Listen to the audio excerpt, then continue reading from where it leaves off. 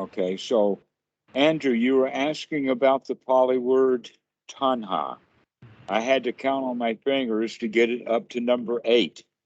That tanha is number 8 on the 12 steps of Paticca and therefore it's an integral part of the teaching, or it's let us say part of the process or formations in the mind that bring about suffering. Mm-hmm.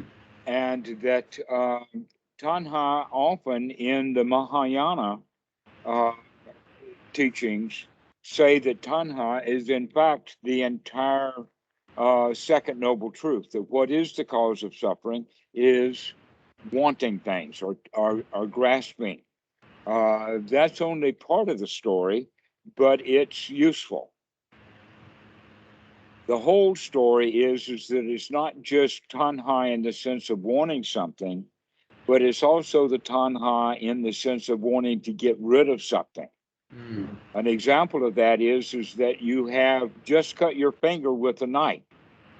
The tanha that you want is you want desperately to take care of that knife wound.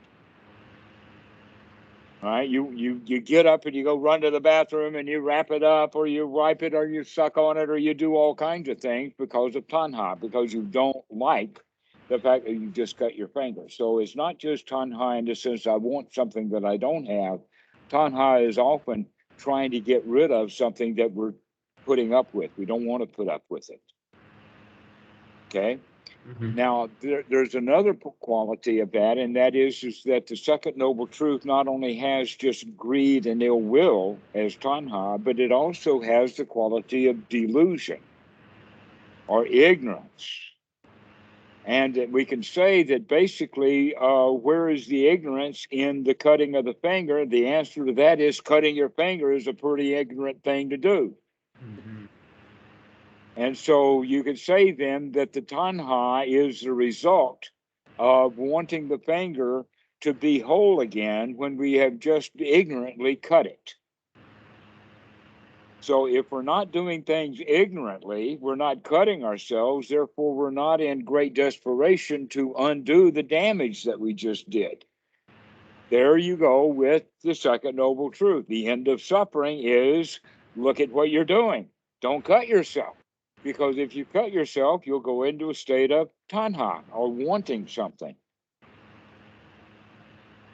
This is an important lesson because a lot of people will think automatically that liking something is a good feeling, and not liking or hating or having ill will for something is then negative, and seeing a positive and a negative that way. But a better way of looking at it, of wanting something because we like it, means that we want something that we don't have, and that's a form of suffering. That it's actually wanting something is the tanha, wanting something that we don't have. If we didn't want it, then if we hadn't, for instance, cut our finger, then we wouldn't want to get the finger fixed. Or if we, let us say, see a beautiful girl and we like the fact that she's all dolled up, that's okay to actually like it, but I don't have to want her, because if I want her, now that's tanha. Tanha is the wanting. Now, the wanting comes from um, uh, the feeling of liking and not liking. But we can actually have our feelings of liking and not liking and um, not go into suffering. That it takes an ignorant quality to it. An example of that with the cutting of the finger, let's go to the point of that this is a seamstress who has just now put her finger under the needle, and the needle of the sewing machine came down on her finger, and so she backs the needle off. She sucks it a bit, but she doesn't bother to do anything because she's more interested in doing her sewing, and so she just sews right along with that hole in her finger. And later on, she'll take care of the finger. The tanha will come later But the same thing is also true with the automobile mechanic who was there working on his car, and while he is operating that wrench to take the car apart or whatever, he busts his knuckle. But he doesn't care about the busted knuckle. He's there doing his business. It's only after he's finished working on the car and goes into the house and starts to wash his hands, that's when it hurts. That's when tanha comes. Yes, Robert. So question. So I remember when I was at Wat Suan Mokkh all those years ago, Dhamma Vidu gave a lecture about how ignorance and aversion were really the roots of the hindrances. Could you perhaps discuss the relationship of ignorance and aversion to the hindrances, particularly tanha? Because when you were talking about tanha in the context of you want something that you just want, which is kind of the ignorance approach, versus the tanha that comes from not wanting something so much that you're wanting to not want it, which seems like aversion, right? Okay. So, well, yeah, that's the whole point. Let us take it in from two perspectives. One is the perspective that the hindrances are interrelated. They're not separate.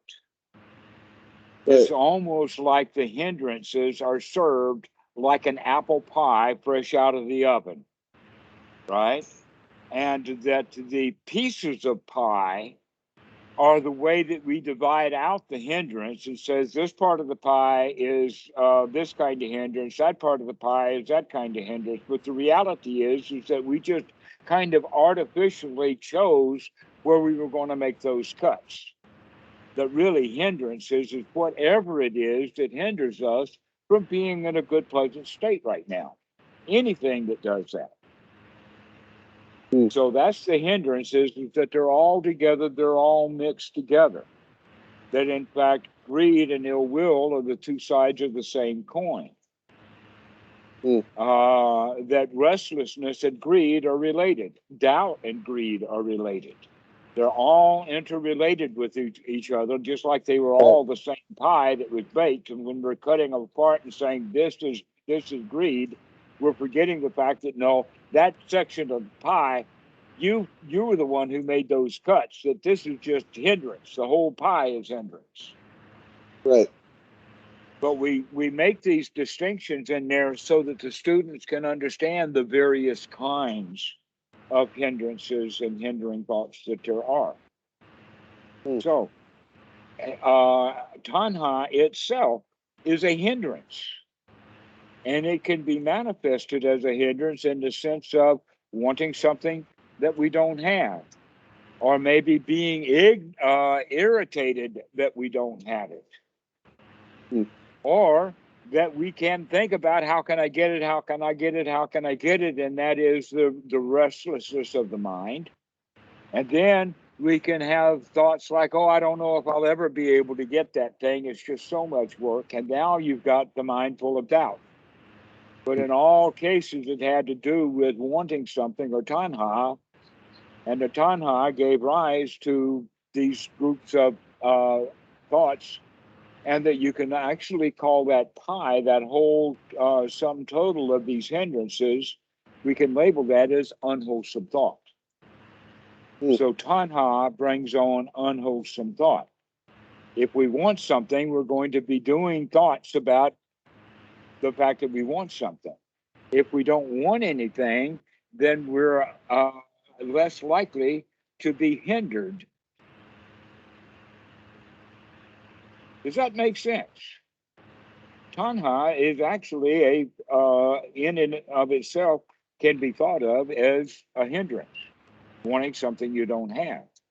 But it gives rise to all of the other stuff, like thinking about how can I get that which I want. And so all of the hindrances are there, one after another. And when we can see those things, we can recognize, wait a minute, right now I don't have that which I thirst for. Maybe if I stopped thirsting for it, I would be better off.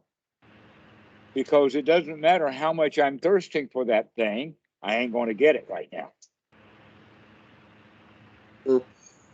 Question. So And so that's bringing wisdom into it. And we can say, okay, well, I don't have to have it right now. I'm going to be okay right now without it. And so the tanha comes to a stop. I don't have to have that right now. I'm already okay. And so now we've thrown that hindrance out of the mind and we can just relax. It's a very simple process, not complicated. Until we add all of these crazy Pali words like tanha. But just use the word tanha and think of it, it means thirst. You're thirsty. Thirsty for the girl, thirsty for the Mercedes Benz, thirsty for the bigger house, thirsty for a new job. All of those kinds of things that we want. We can call that tanha because we want them, rather than enjoying the show. If you're enjoying the show, then the show's okay. But if you've got tanha, that means you want to change the show. You want something out of it. You want it to be different than it is. You want to make it better. Make an improvement here. And so that is tanha, is wanting things to be different than they are. Wanting. But tanha sounds like a great big word, so we can use some English great big words. Wanting is a little word, but thirst is a big word. How about longing? Or desire? Greed?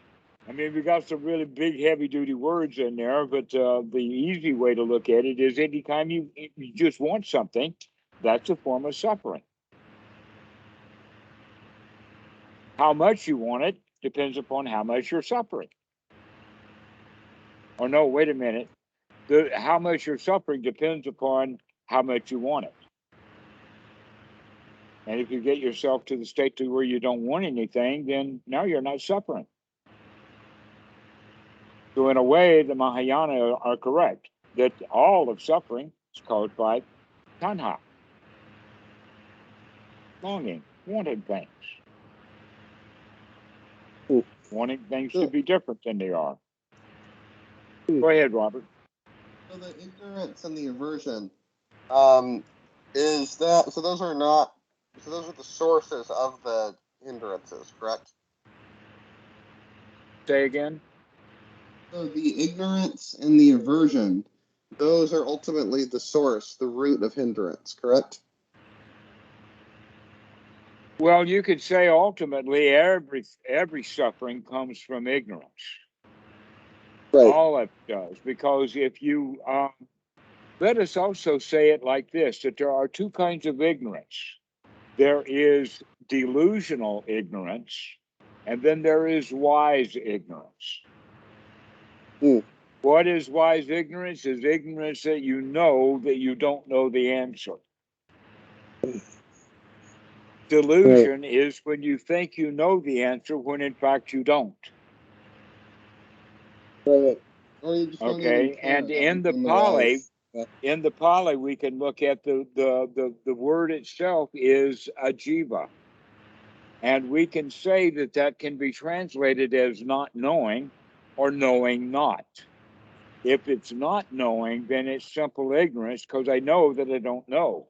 But knowing not means that I think that I know, but I'm wrong. That's delusion.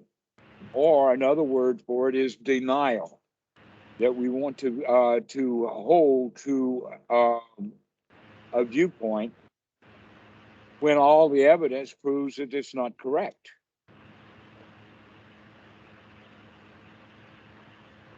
Does that answer, Andrew? Does that help you with the understanding of tanha? Yeah, definitely. Thank you. Okay, let's look at the tanha then in relationship to the other parts of the 12 steps of dependent origination, because I said that it's step number 12. Basically, the second half of Paticca is the story or the event sequence, one after another, that happens in the mind that leads us into a woeful state of dissatisfaction. But there is also the earlier part of the Paticca the first part of it, number 1 up through step 6 and 7, which point out that in that part of it, which has to do with the body, the feelings, perception, consciousness, and the way that we put things together, in that group, there is no self. That the self arises after tanha arises. That when there is no tanha, there is no self to arise. Why? Because if we don't want anything, then there's no self to want something. And if you have tanha, then that wanting requires a wanter.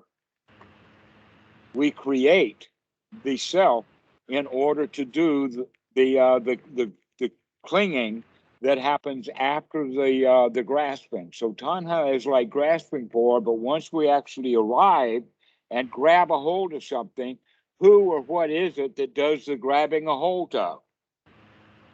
That's the self.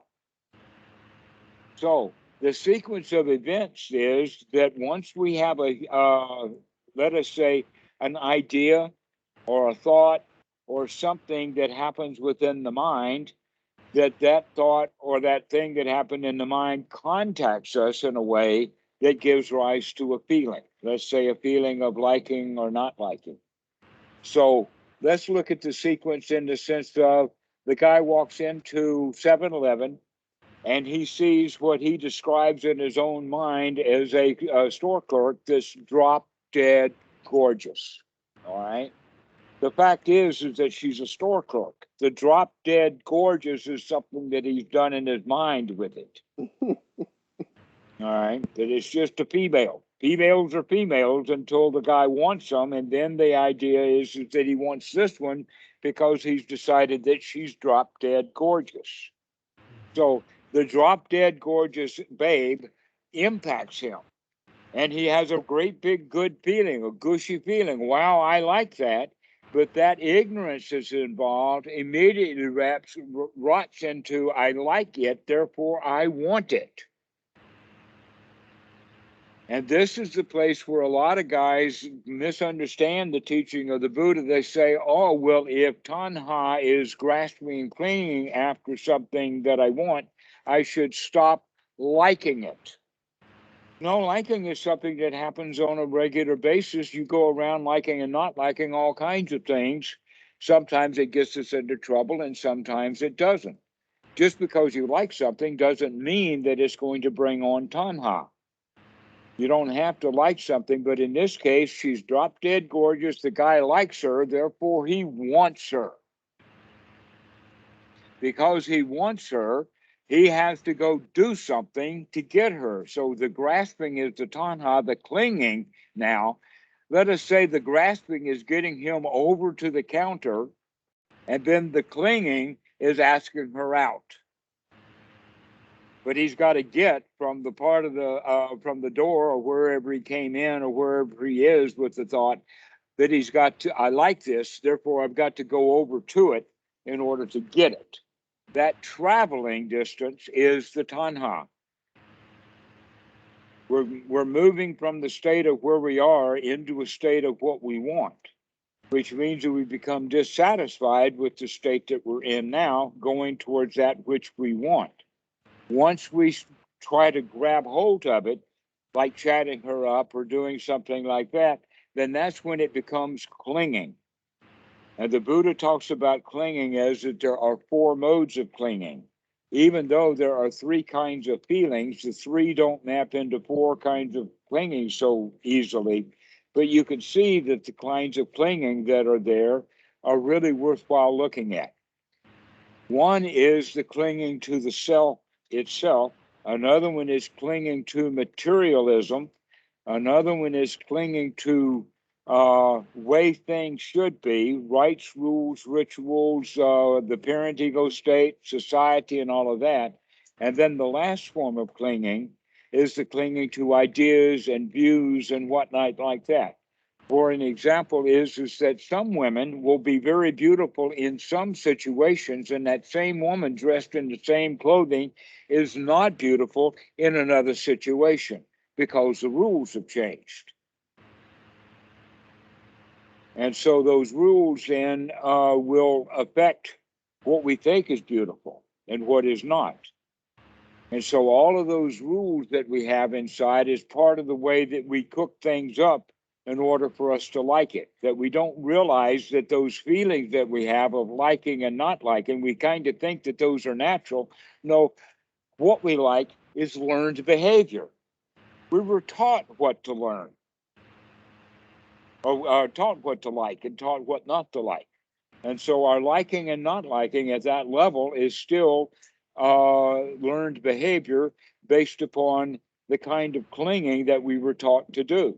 So naturally, we're going to, when we want something, we're going to cling for it in a certain way. This is all very interesting in the sense that when we recognize these four modes of clinging actually correspond to modern science's view of instincts, to where clinging to material possessions is the procreation instinct, clinging to rites, rules, and rituals is basically the same thing as the nesting or the herding instinct, and clinging to views and the way things should be, that's the territorial instinct. But the big one, the one that's really the most powerful and dangerous, is the self-preservation instinct, which gives rise to the concept of me. Not just that wanting, but I want it. That's mine. Ownership. So the ownership of property then is part of the selfishness, even though that is clung to, and we think of it as materialism. We actually take on and own material possessions because we delusionally think that that possession is going to make me feel safe. Yep. So many guys will think that, oh, if I get a trophy girlfriend, then I will be safe. But in fact, if you get a trophy girlfriend, you really are in danger. But the delusion is, oh, I've got the girl of my dreams, therefore I'm going to be fit for life. No, the girl of your dreams is the same girl in a whole bunch of guys' dreams, and you've got a lot of competition on your hands.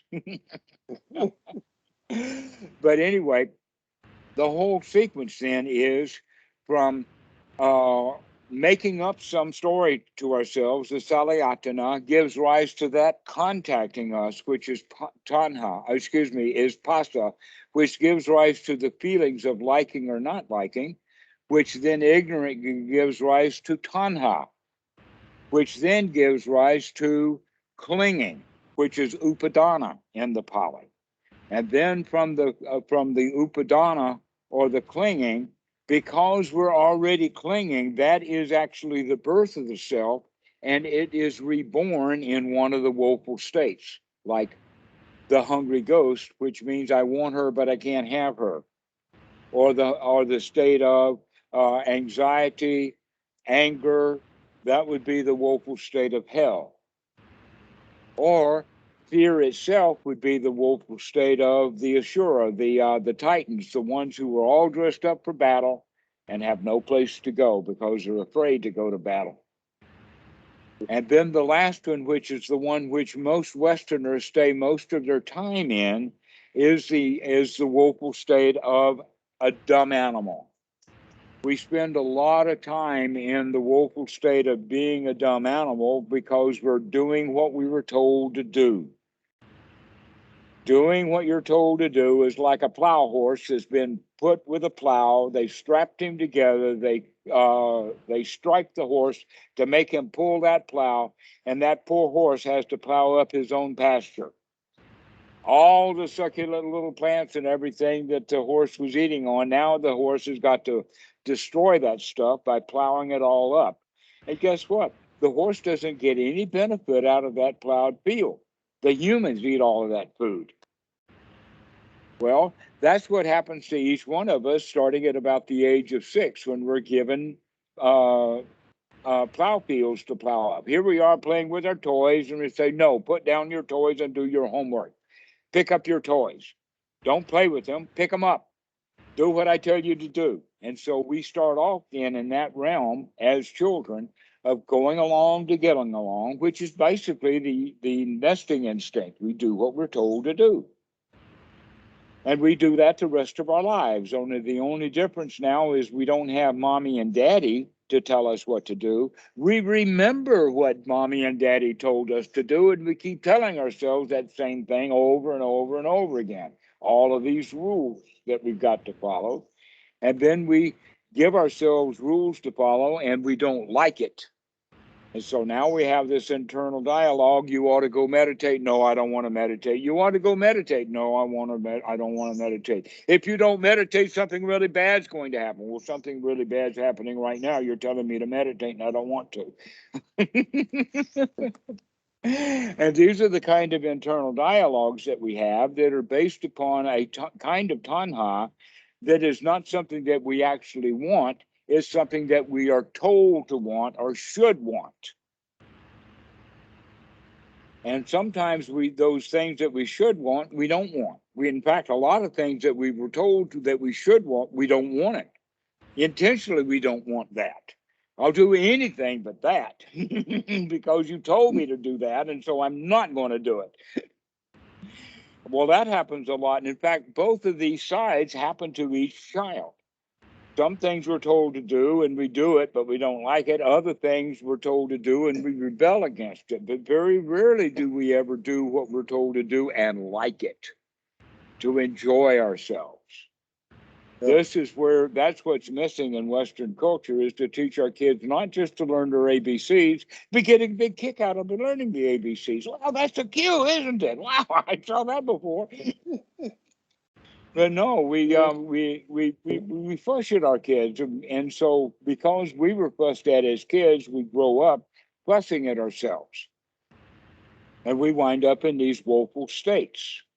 We wind up angry. We wind up sad. We wind up doing what we're told to do and grumbling about it. We wind up not doing what we want to do because we're afraid. Or we wind up going and doing a bunch of stuff because we think it'll make us safe.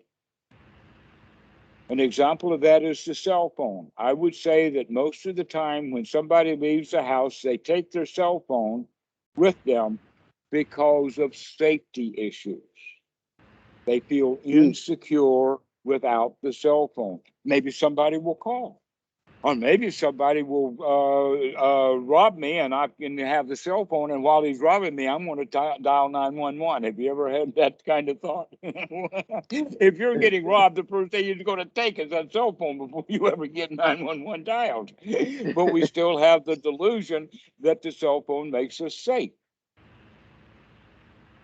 The question is, can we feel safe just in general without all of our material possessions? Can we feel safe without the cell phone? So the tanha then is the grasping, clinging that we have in order for us to feel safe. If we already feel safe, then there's no reason to want something to make us feel safe. And so we can stop that process. We can break that off someplace. And this is the teaching of the Buddha, is how far deep into the process of paticca samuppada do we go before we wake up? And if we can wake up at the point of contact, then that means that we can feel the way that we want to feel. We can manage our own feelings. This is what Anapanasati is actually trying to teach, is to teach that we can wake up and make a choice about how we feel. And the way that we make that choice about how we feel is by changing the kind of thoughts that we have, because the kind of thoughts that we have determine how we feel.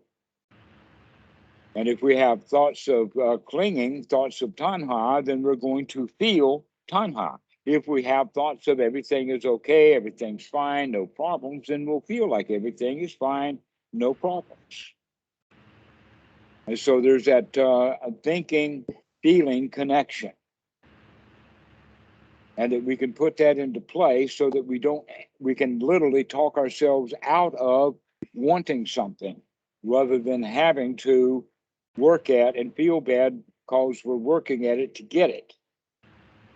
And often when we get it, now we have to put up with keeping it. I mean, if I get all of that money, now I've got to invest it wisely. Because if I invested badly, I'll feel bad again.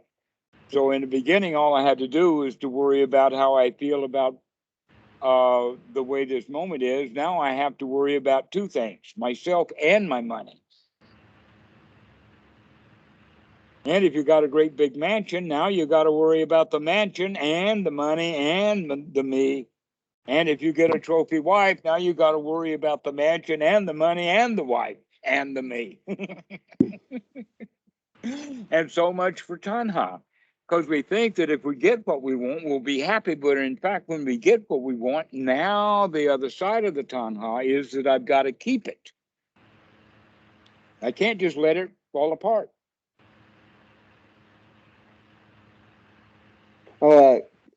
Question / comment. The tanha being connected to personality view, I think, is a really critical point. And this kind of gets back to the point about the stubbornness, related to not wanting to give up the tanha because you think it's the right tanha. You think you're completely justified because of society and all of this. And I think, if one does give up their personality view, the tanha immediately diminishes because doesn't go away, but it diminishes a lot. Because if you don't see yourself as an ego that needs to be defended, you're not going to be craving things. And this is why people get so stubborn in their cravings and their aversions, because they feel that to give them up is to give up who they are, and that's terrifying for them because that who they are gives them some sense of security. Absolutely. You can see that in American politics big time. Okay. The example is that I voted for Trump.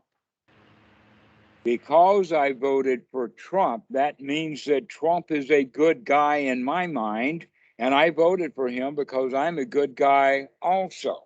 Therefore, I do not want to see Trump becoming, to look in my mind, a bad guy, because if I see him as a bad guy and I put my vote on him, that means that I'm associated with Trump. That's one of the reasons why people who voted for Trump do not want to see Trump the way that he really is, because that will make them feel bad about who they are. The reality is that everybody who voted for Trump knew exactly what he was like, and that's exactly who they are, but they don't want to think of themselves as a bad Donald Trump, a little poor, bad Donald Trump. They want to see Donald Trump as a big guy who's really spiff and excellent and all of that kind of stuff.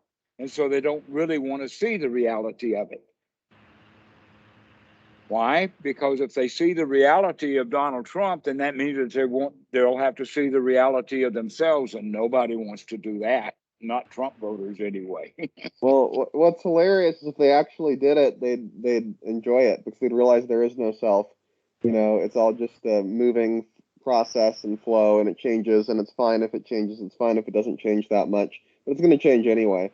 And they would find, and if they just took solace in that, they'd have a much better life. Yes. Right. But they are still at that level of, let us call it the level of first doubt. And that level of first doubt is, who can I get to clean up my mess, because I've already made the decision that I can't do it myself.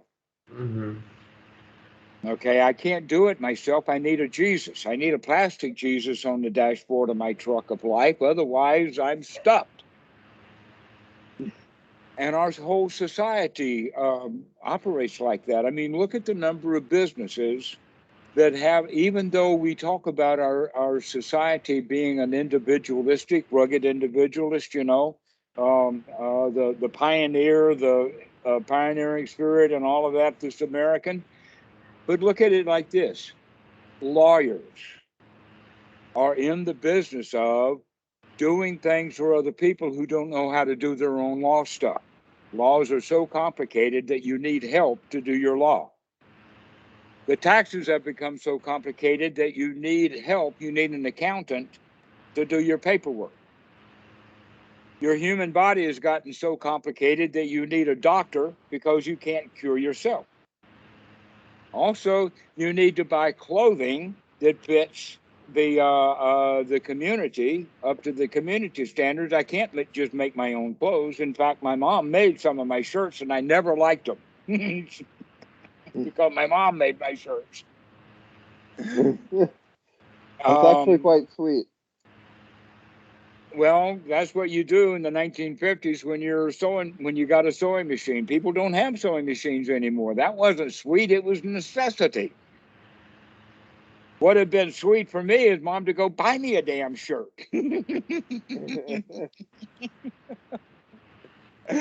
But I'm teasing at that level. But the point is that the way that we think is actually done according to how we were raised. That we think that we're individuals, where in fact we're not. That we go by the herding instinct.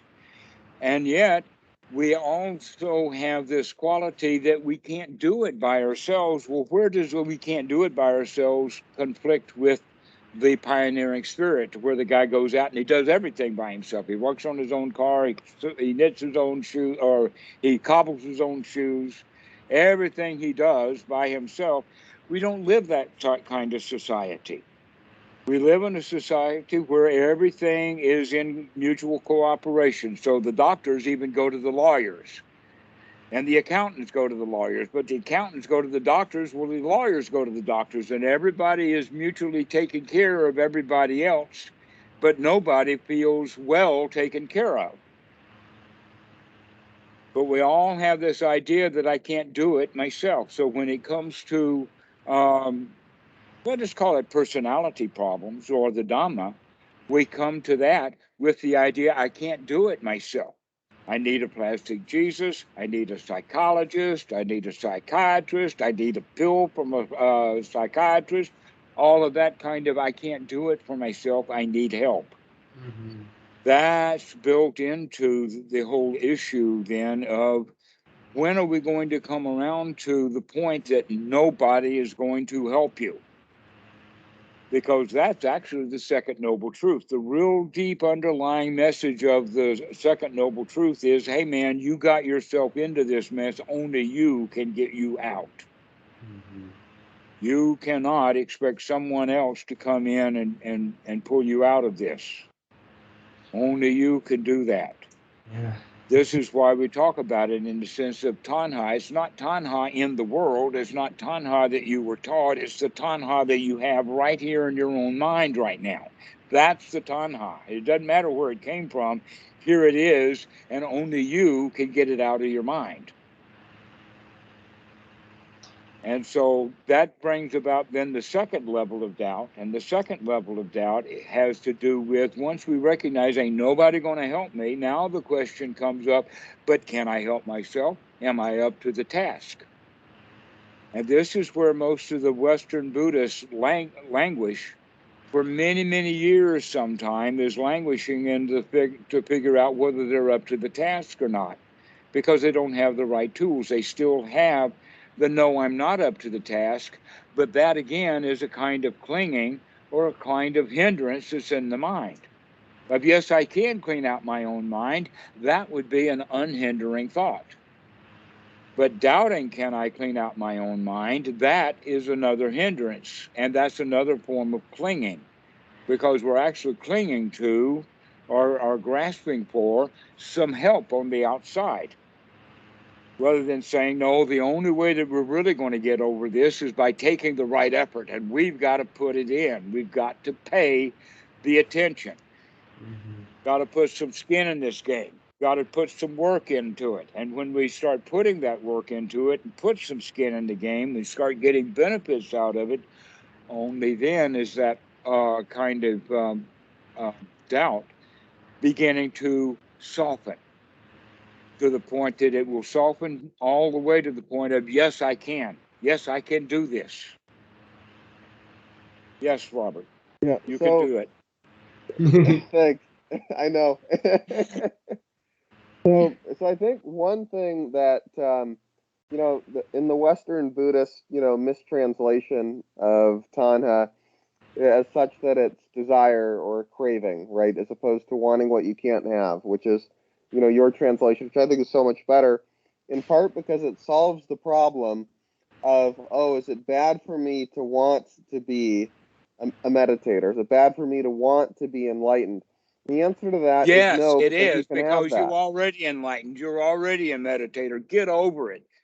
Why do Right, you but want it's not something you've already got? exactly. You already have it. So therefore, it's not tanha because it's something that is available to you instantly. Whereas if you look at it as desire or craving, then it becomes something far off. In which case, like you can't, it's like you can't have it. But if you realize you have it, then it's not tanha at all. Right. And you're wanting There's something a you word have, for it. and yeah. There's a word for it, and the word actually it comes out of Mahayana, but the word is desiring desirelessness, right? Or wanting to be free. Well, you're Yep. already free, but Right. You can just wanting be keeps you from desireless. being free. Desiring desirelessness, I mean, why do you want something? You can just not desire instead of wanting to not. You know what I mean? Like instead of Mm-hmm. thinking, "Oh, I want to be free from desires," you can just think, "Oh, I'm fine right now." Right.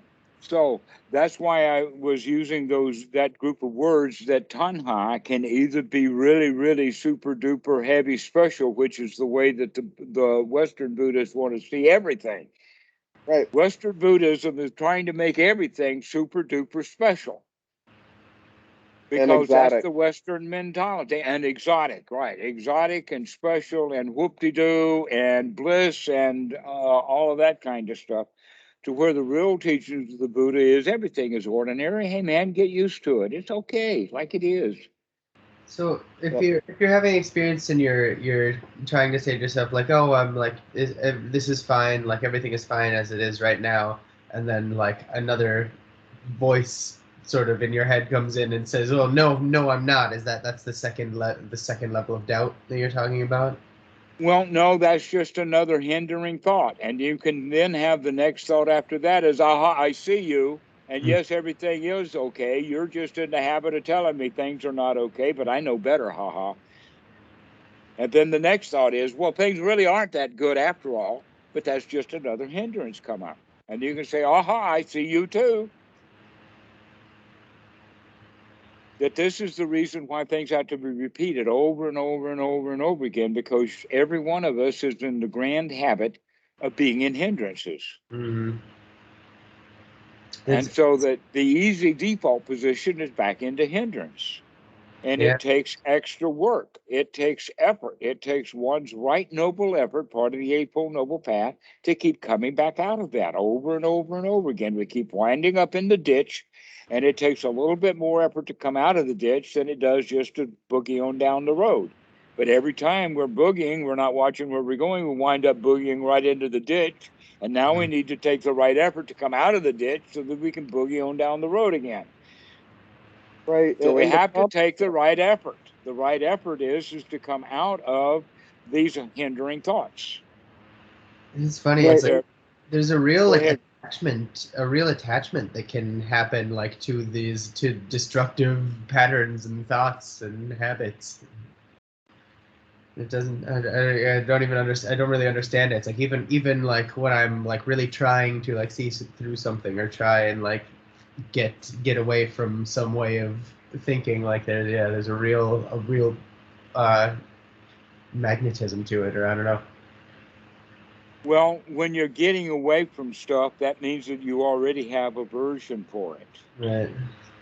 Okay. And the statement that I'm making is, aha, I see you, Myra, almost as if we're really glad to see that hindrance. Mm. Well, the hindrance was there already. Let's be glad that we can see that it's a hindrance, Right.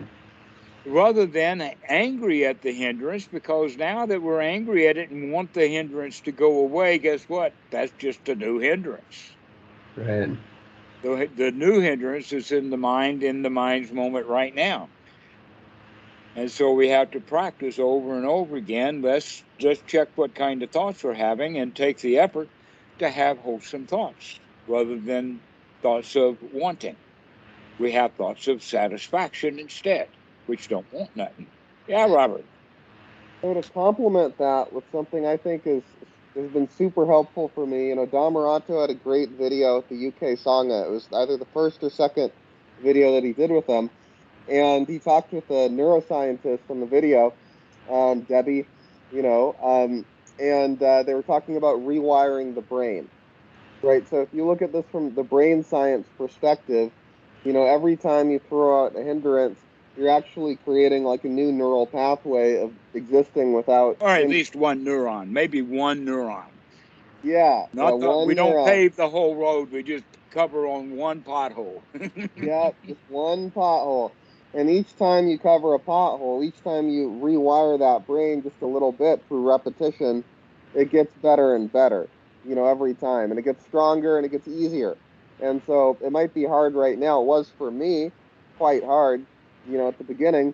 But over time, you just build and it gets a lot better. Right, yeah. I guess the Right, real issue is just the habit of thinking that there's a problem to solve. Right. Where in fact there is no problem. And so we have to make the effort to say, wait a minute, there's no problem here. Mm-hmm. Right, and I would invite you as well to go look at videos from some of Dhammarato's more longtime students. Look at the first video and then look at like the most recent. And you will see a big change, and it's because like check out mine, for example, and it's because of that repetition and just continually doing it over and over and over again. It does change your brain, and it's really cool to watch that happen. Yes, it is. It's very cool. I like it. It's a big trip to watch students making change. Yeah. To see the Dhamma works. One student after another, after another, after another. All they have to do is just start practicing, changing what's in the mind, and you begin to lighten up. It's a major change. Many people have commented that their family notices the change. Right. Yep. Sometimes the family notices before the people themselves do, but over time we can recognize, hey, I made some changes. I am not the person I used to be. Because we never were anyone to begin with. Right. All we were is just a grand total of lies that we were been told. And as we start cleaning out the lies, we change. Mm-hmm. We're not who we thought we were. We have been programmed. Mm-hmm. Who am I? I'm the program that was programmed. That's the... But a lot of us don't want to think about that because as children in our society, we're taught that every kid is unique, every kid is special. Have you ever heard that kind of stuff before? Oh, yeah. Every kid is unique, every kid is special. What you know what that does? That puts an extra burden of responsibility on that child that's unnecessary. Yeah. Then it teaches the kids that we're supposed to compete, that you're supposed to keep proving to everybody that you're special. Yeah, and that not being good at something is a threat. Mm-hmm. If we could teach our children to get along with each other, that everybody's the same, you can have your fun, he can have his fun, you guys can have fun together, and everything is easy going. If we teach our children like that, then we might not have such an industrialized society, but we would have a society that's more happy. Yeah. Instead of going for gross national product, we could go for gross national happiness instead. Like the nation of Bhutan. It's the only nation that I know of that does not care about their gross national product. They care about their gross national happiness. Yeah, wow. The Buddhist country, I've heard. Yeah, one thing that's interesting about that, like, what an economist might say in rebuttal is that, or a utilitarian philosopher might say this, like the strength of the GDP is that it's very clearly measurable, whereas happiness it isn't something that is as easy to measure. What's right? So measurable? It depends upon the level of wisdom that the person has. If the person is stupid, If they are greedy, if they are a money bags already, then the criteria that they set will be for that kind of lifestyle, in the sense that they care about the gross national product Right. because they're looking for an advantage for themselves personally. Yeah. My response to that framing of like that it's more easily measurable is, well, what's so great or what's so important about being measurable? Yeah, that's a great point. I mean, the economists would say that, well, we can figure out the price of a nail because we understand supply and demand, we understand what the market will pay for it, and then the price of a nail arises from all of these different forces that are interacting. The cost of, lead or whatever, or metal or steel, whatever it is they use to make nails from. What's the And then cost there's of lead where nobody wants any lead? Yeah. When everybody's it's got the zero. idea they got to take the lead out, then what's It's the price zero. of lead? It's zero. But what's funny is, because we have this giant interdependent system of capitalism that calculates these prices for products, that becomes There a is source no of system that security. calculates the product. The price is always calculated. You talked about supply and demand. The word demand is just another word for tanha. Sure, Okay, sure. so supply and tanha means is that if I want something and there is no supply of it, then I'm suffering. And if I want something and it is available and I get it immediately, then there's no suffering. So, yes, the entire teaching of the Buddha is based upon supply and demand. Wise wanting and wise, so that we only want things that we can get immediately rather than wanting things that we don't have and can't have. Mm-hmm. And so you can say that, well, the world out there in the world of capitalism, in the world of supply and demand, is a system that keeps everyone in that system unsatisfied. Right. No one is really satisfied with the price of lead because they always walk away from that transaction thinking that I could have done a better deal. Mm-hmm. I paid too much for that lead. Especially since Right. I don't even need the lead anyway. I was just thought that I needed the lead. Now that I bought all that lead, I don't need that lead. Okay. And so we wind up with that kind of mentality of wanting things that we really don't need at all. But the guy who has the supply, he wants you to demand it Mm-hmm. so that he can raise the price. The suppliers always set the price.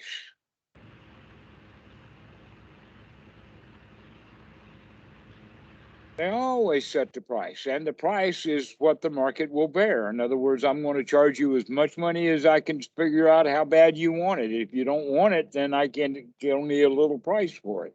But if you want it a lot, I can charge you an arm and a leg for it.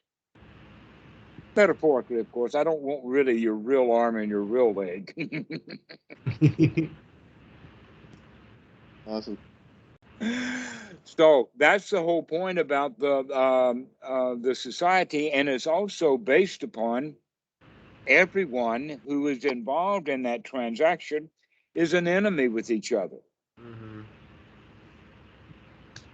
That Walmart is my enemy because they have what I want, and I've got to go charge them. I've got to go bust down their door and walk into their group and grab what they have, and then pay the price on the way out. Okay, so that's the whole idea of the way that we think about things. That it's all a matter of capitalism, and you're thinking about it at a gross or a very, very large scale, to where it's better for us to think in a very, very microscopic scale, in the sense of this is where my world is, because the macroscopic world is all conceptualization. We don't live in the real world out there. We live either in the real world that's around us, or we live in a conceptualized world about what's out there. And so in the real world that we live, the real world is actually quite small. And if we live in the real world of this quite small, then operating wisely, we can operate to take care of one another, to live with friends. Possibly an example of that, let us say that you have this closed, gated neighborhood where everybody who lives in this closed, gated neighborhood were friends with each other. How many weed whackers does that closed gate community need? How many weed whackers does it need? Just Under one? no, I use the word weed whacker, but we can use the word lawnmower or hedge trimmer, because within that gated closed community, we only need one lawnmower. One lawnmower will cut all the yards in this whole gated community. One lawn trimmer would cut all the trimmings that needed to be done. The hedge clipper, we only need one because we don't have that many hedges. But the reality in American closed gated community is how many houses you have. That's how many lawnmowers you have. That's how many hedge clippers you have. You see where I'm going with this? That's capitalism, where everybody has to be selfish and everybody's got to have their own thing, to where in a social closed community, one weed whacker could be shared among everybody. But capitalists said, well, wait a minute, I build weed whackers and I want to sell an individual weed whacker to everybody in the community. Therefore, I do not want you to be social. I want you to be capitalistic like me. Or they say, if I had my own weed whacker, then I could satisfy my craving to get rid of these weeds right now. I wouldn't have to wait. Yeah, but who cares about whether your weeds are whacked right now or not? Yeah. Oh, what do you say? Aha, but some gated communities I know of, they've got an inspector who comes around and inspects your weeds and expects you to get them cut in a certain period of time. Well, that kind of regulation promotes capitalism. Mm-hmm.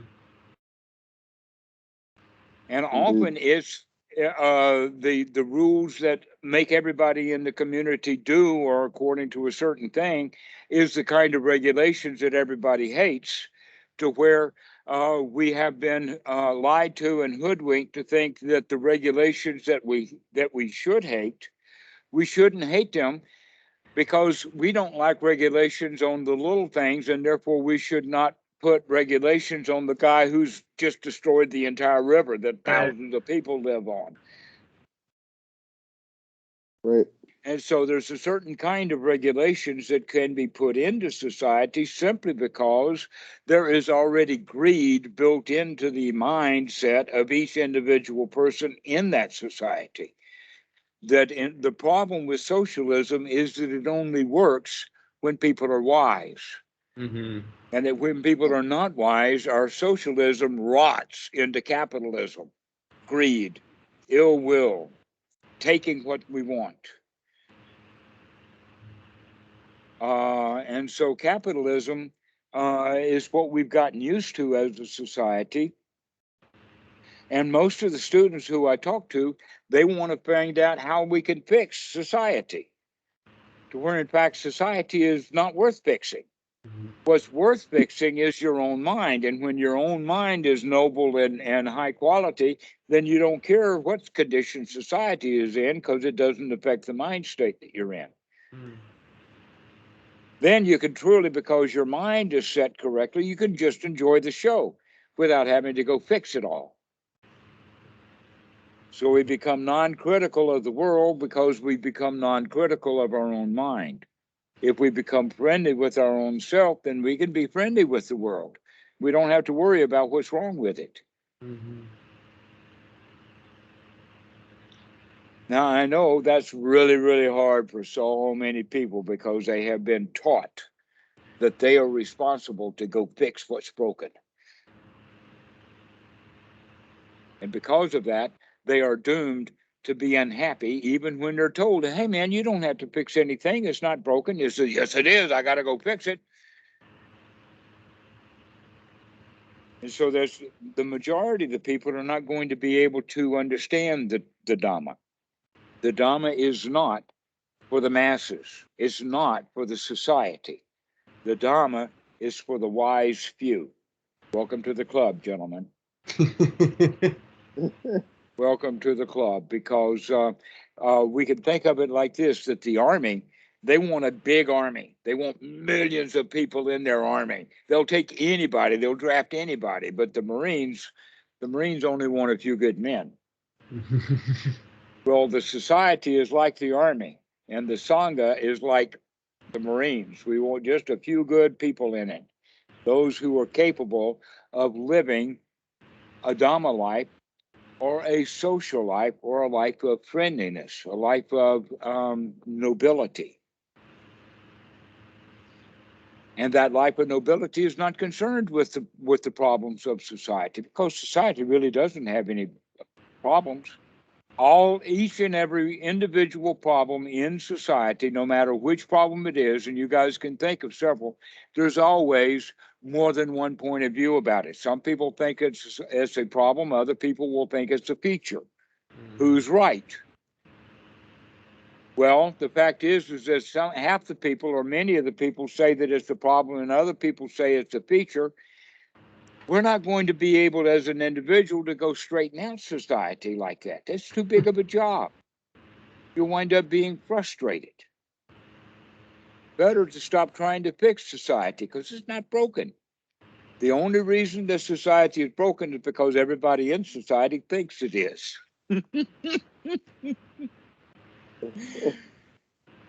But for you, it's not broken. Why? Because inside, you're not broken.